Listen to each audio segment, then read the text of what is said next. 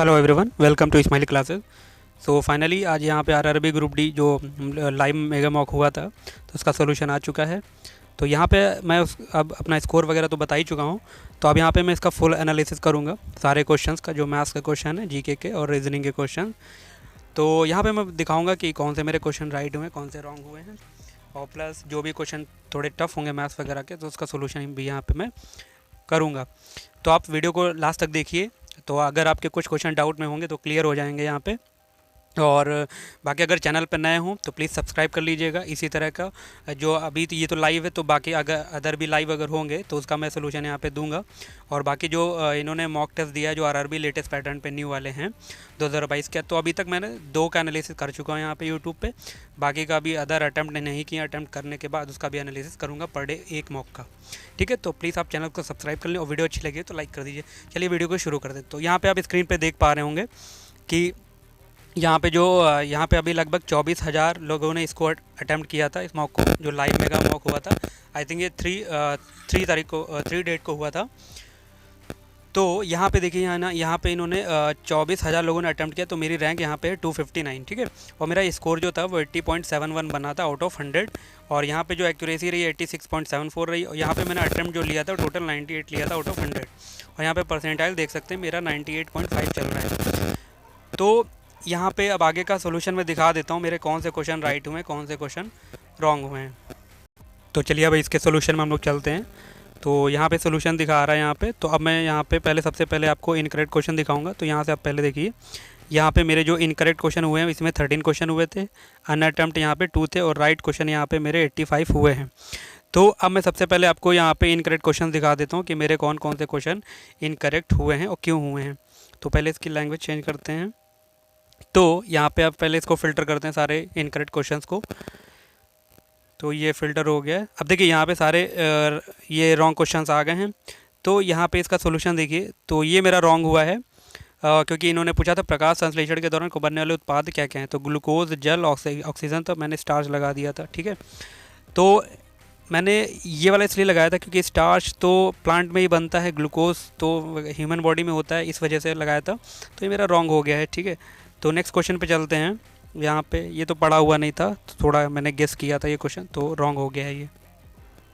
अब ये देखिए, ये विश्व अस्थमा दिवस 2022 का विषय क्या है, क्योंकि 2022 का ज़्यादा मैंने करंट अफेयर सही से नहीं पढ़ा है। ठीक है, तो इस वजह से ये रॉन्ग हुआ है, क्योंकि थोड़ा थोड़ा बहुत जो पढ़ा था, क्योंकि रिवाइज तो ऐसे डे होते नहीं है कभी, इस वजह से रॉन्ग हुआ है। इसका देख सकते हैं आप 12% यहाँ पे इसका अटैम्प्ट है राइट। और ये मेरा रॉन्ग हो गया कि झांसी मंडल, ये वाला इसका आंसर जो है उत्तर मध्य मैंने लगा दिया था, उत्तर पूर्वी 52% इसका क्या है, राइट अटैम्प्ट है। और ये पेचिस किसके कारण होता है, यहाँ पे बैक्टीरिया है, तो मैंने प्रोटोजोआ लगाया था, इस वजह से रॉन्ग हुआ है साइंस का क्वेश्चन। अब ये देखिए, अब इसमें क्या डाउट था, क्योंकि ब्रेक डांसिंग पे इंक्लूड किया है किसी ओलंपिक में, और ये क्रिकेट भी ओलंपिक ये भी इंक्लूड किया गया है। तो मुझे क्रिकेट आ रहा था माइंड में, तो इसलिए मैंने क्रिकेट लगाया था, लेकिन आंसर क्या है, ब्रेक डांस, इस वजह से रॉन्ग हो गया। 27% क्या हुआ, राइट हुआ इसका। इसके बाद नेक्स्ट क्वेश्चन, अब ये देखो ओलिगोपोली, ये इकोनॉमिक्स का क्वेश्चन है, ये भी मेरा रॉन्ग हो गया है। तो इसके में क्या है, कुछ विक्रेता और कई खरीदार होते हैं, उसको ओलिगोपोली बोलते हैं, तो ये मेरा रॉन्ग हुआ है, इसका 12% राइट अटैम्प्ट है। इसके बाद ये करंट अफेयर का क्वेश्चन, ये भी 2022 का है, तो इसका आंसर ये जेसी चौधरी था, लेकिन ये मेरा पढ़ा हुआ भी था, लेकिन ये कन्फ्यूज़न में मेरे से रॉन्ग हो गया, 15% इसका राइट है।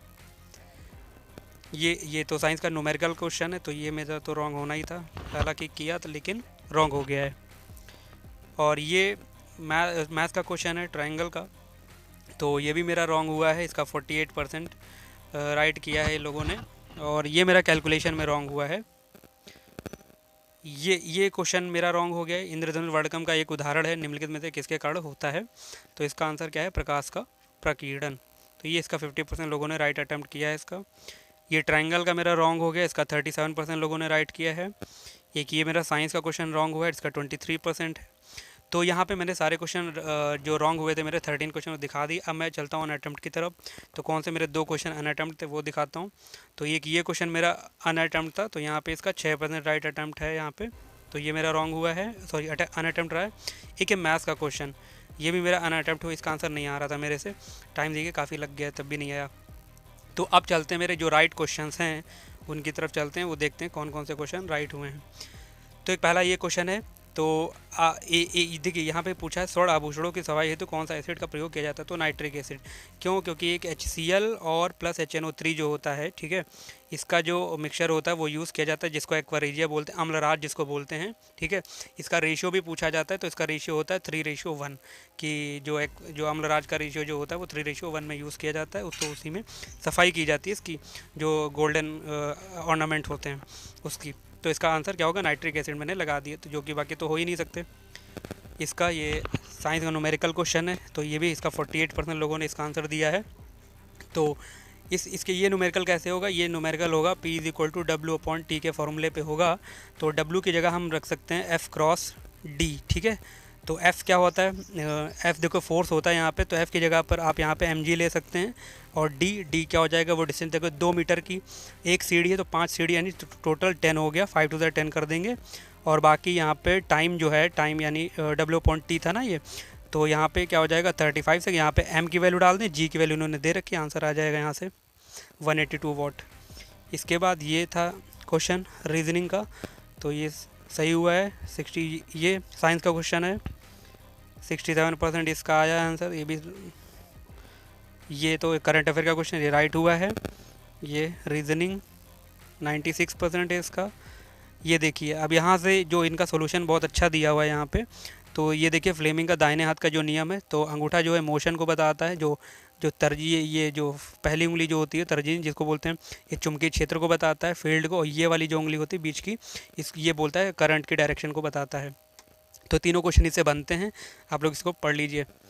और ये क्वेश्चन इसका 56% इसका अटैम्प्ट है राइट, और यहाँ पे इसका 55 है। और यहाँ पे ये देखिए ये क्वेश्चन अच्छा था साइंस का क्वेश्चन, ऐसे जानवर हैं जो रात में जागते हैं और ये जानवर चीज़ों को केवल डैश रंग में देख सकते हैं, तो ये काले और सफ़ेद हो जाएगा। अब ये देखिए उत्तल दर्पण, मिरर से क्वेश्चन काफ़ी आते हैं ग्रुप डी में, तो आप मिरर को कवर करने की कोशिश करिए। उत्तल दर्पण द्वारा बनने वाला प्रतिबिंब कैसा होता है? सीधा होता है और छोटा होता है, डॉटेड।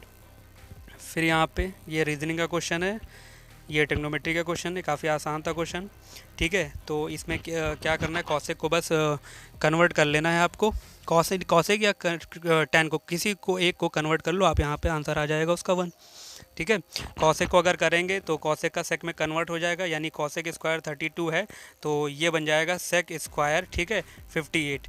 और फिर माइनस का क्या हो जाएगा, टेन स्क्वायर 58, और sec square theta minus ten square theta is equal to value होती है 1 अकॉर्डिंग टू फॉर्मूला। और ये तो अभी करंट अफेयर का क्वेश्चन हुआ है, तो इसका 34% लोगों ने अटेम्प्ट किया है राइट। ये इसका देखते हैं, इसका 21%, ये मेरा राइट हुआ है।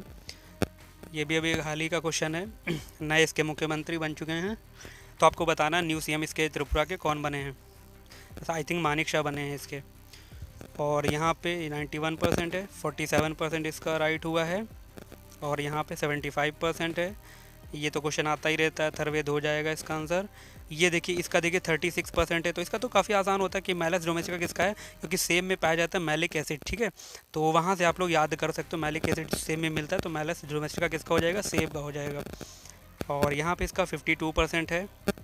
और यहाँ पे 41 क्योंकि टिश्यूज़, प्लांट टिश्यू से क्वेश्चन काफ़ी ग्रुप डी में आता है, तो आप ये टॉपिक काफ़ी अच्छे से तैयार करिए इसको। इसका 80% है। और यहाँ पे 94%। पृथ्वी, ये भी आता है क्वेश्चन काफ़ी, तो पृथ्वी गुरुत्वाकर्षण के कारण त्वरण का मान अधिकतम कहाँ होता है, ध्रुवों पे होता है, और जो मिनिमम होता है वो भूमध्य रेखा पे होता है, ठीक है। और अगर पूछें पृथ्वी के केंद्र में क्या होता है, तो वो होता है 0। और यहाँ पे 88% रीजनिंग का क्वेश्चन है, यहाँ पे 84% है, 86%। और यहाँ पे अब देखिए ये क्वेश्चन, तो ऐसे क्वेश्चंस को बाय ऑप्शन ही किया जा सकता है, ठीक है, तो काफ़ी जल्दी हो जाते हैं और आसानी से हो जाते हैं। गन मेटल ये काफ़ी पूछा जाता है, कॉपर, टिन और जिंक का मिक्सचर होता है, ये 45% इसका राइट है। और यहाँ पे 51% ये करंट अफेयर, बाली यात्रा कहाँ से रिले, उड़ीसा का है। और न्यूट्रॉन की खोज, जे चैडविक 88% है इसका, ये भी 80%। और यहाँ पे इसका जो पूछा गया था कि कोहनी में कौन सा जॉइंट होता है, तो हिंज जॉइंट होता है। हिंज जॉइंट वो होते हैं जो आगे और पीछे ही सिर्फ होते हैं, ठीक है, उनको हिंज जॉइंट कहते हैं। तो अगर आप कोहनी को घुमा के देखें तो ऊपर और नीचे ही होगा, बस आगे पीछे मतलब, ठीक है, तो बस इतना ही हो पाता है, तो इसलिए इनको हिंज जॉइंट बोलते हैं। तो यहाँ पे इन्होंने सम न्यूट्रॉनिक पूछा है, मतलब जिसमें न्यूट्रॉनों की संख्या समान होगी वही सम न्यूट्रॉनिक। और न्यूट्रॉन की संख्या कैसे निकालते हैं, तो जो एटॉमिक मास होता है उसमें एटॉमिक नंबर माइनस कर देते हैं। जैसे 14 माइनस 7 यहाँ पे 7 हुआ, 16 माइनस 8 यहाँ पे 8 हुआ, तो ये रॉन्ग हो जाएगा, सेम नहीं आ रहा है। 13 माइनस 6 7 आ गया, 14 माइनस 7 तो 7 आ गया, यही आंसर हो जाएगा। फिर ये न्यूमेरिकल क्वेश्चन था, तो यहाँ पे इसका 48% है, तो इसका क्या निकालना था, तुरंत निकालना था।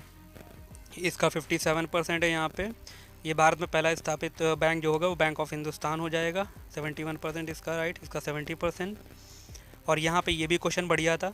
अब देखिए ये जंबल था, ठीक है, तो इसका बनेगा आयरन, ठीक है, इसका बनेगा आयरन, इसका बनेगा कॉपर, इसका बन जाएगा कॉपर, और इसका बन जाएगा निकल, ठीक है, इसका क्या बन जाएगा, इसका बनेगा निकल, जो भी है निकल बन जाएगा। और ये इसका बन जाएगा ये कार्बन, ठीक है, ये कार्बन बन जाएगा। तो कॉपर मेटल है, आयरन मेटल है, निकल मेटल है, कार्बन क्या है, नॉन मेटल है, तो यही ऑड हो जाएगा इसमें से। 86% इसका है, और यहाँ पे 72%, 82%। और यहाँ पे ये भी पूछा जाता है इस तरह के क्वेश्चन, सबसे बड़ी भी पूछ लिया था कि गिवन में कौन सबसे बड़ी है। ये तो फिलहाल ये तो आसान क्वेश्चन दिया है इन्होंने, स्मॉलेस्ट पूछा था, तो इसका 45% इसका है। आवर्त में बाएं से दाएं जाने पर, ठीक है, विद्युत ऋणात्मकता का मान बढ़ता है, बिल्कुल सही बात है ये। और परमाणु त्रिज्या बढ़ जाती, गलत है बिल्कुल, क्योंकि घटती है।